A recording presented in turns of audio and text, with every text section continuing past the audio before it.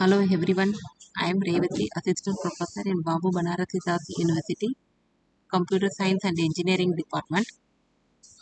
So let us see about one topic, graph coloring in the discrete mathematics subject. This topic comes under the graph theory in the discrete mathematics subject in the module 4. What is graph coloring? Assignment of colors to the vertices of a graph in such a way that no two adjacent vertices share the same color. That is, no two adjacent vertices should be the same color.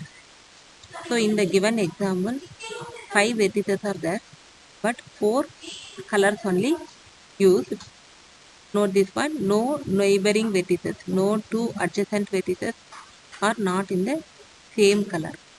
So our purpose is coloring of the vertices in such a way that no adjacent vertices should be in the same color.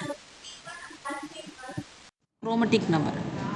So chromatic number means number of colors required for coloring the vertices is known as the chromatic number of the graph. So in this case, in the given example, chromatic number is 4. Because I am using 4 colors, it is represented with the Greek symbol xi, xi of graph G equal to 4. In case if my graph contains only one edge, then chromatic number is 2 because two vertices are neighboring vertices. So chromatic number is 2. If the graph contains no edges, that means the graph has isolated vertices. That time chromatic number is 1 only because all vertices are disconnected. So same color can be assigned to each vertex. So let us see chromatic number of some types of graphs like complete graph, bipartite graph, cyclic graphs. Okay. So what is complete graph? If a graph, in the graph, each vertex is connected with other vertex, then it is a complete graph. For example, here I have given four vertex graph and 5 vertices graph. So for 4 vertices graph, chromatic number is 4, and for 5 vertices graph, chromatic number is 5 because each vertex is connected with other vertices. In case if the graph contains k colors, k number of vertices, then coloring is k coloring graph. Chromatic number of bipartite graph. For any bipartite graph, always chromatic number is 2 only.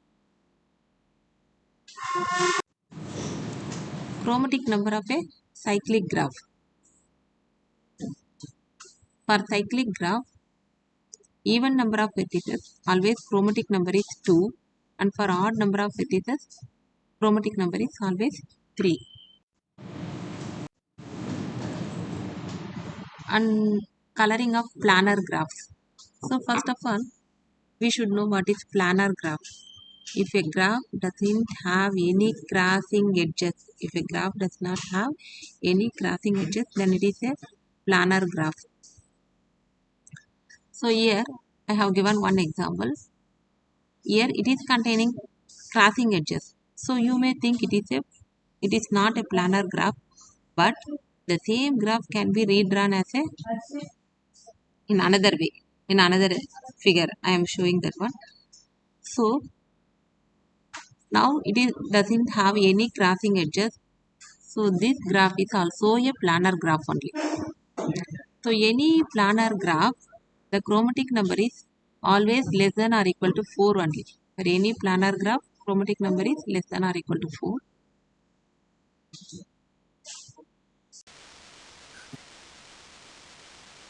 So where we are using graph coloring?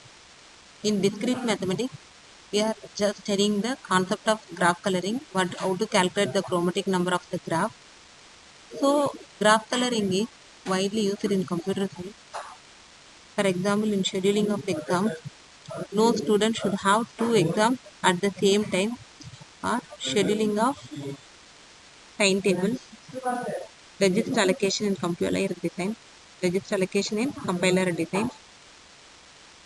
Here graph coloring helps allocate registers to variables in a way that avoids conflicts between variables.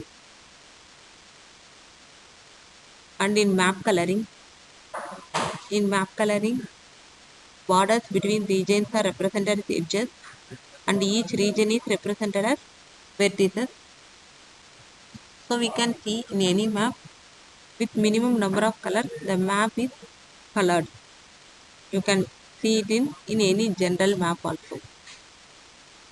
No two adjacent regions have the same color, but at the same time the map is having minimum number of colors.